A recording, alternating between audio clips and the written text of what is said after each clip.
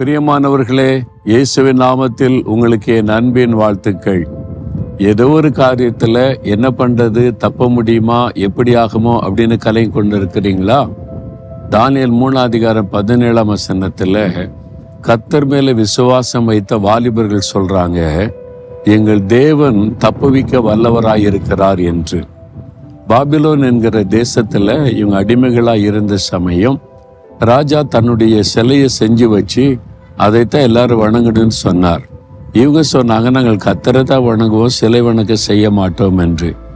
ராஜாவின் கட்டளையை மீறுகிறதுனால கோபம் வந்து விட்டது ராஜாவுக்கு.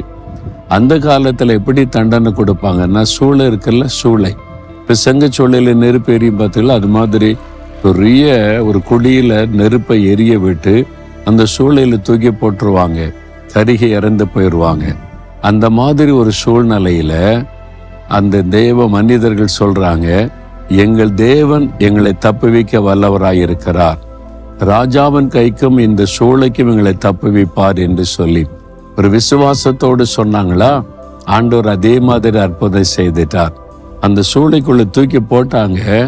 ஆனா கர்த்தர் அங்கே வந்து உலாவி அவளை மீட்டு உயிரோடு வெளியே கொண்டு வந்தார். அதே ஆண்டவர் தான் இன்றைக்கு உங்களோடு பேசி கொண்டிருக்கிறார்.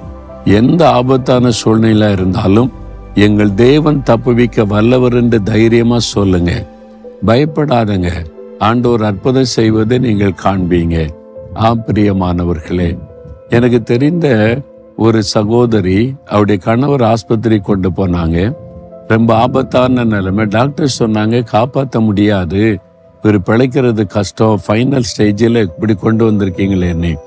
இல்லை, நான் கர்த்தரை விசுவாசிக்கிறேன், நீங்கள் மருத்துவம் செய்யுங்க, இங்கே கர்த்தர் சுகம் கொடுப்பாருன்னு.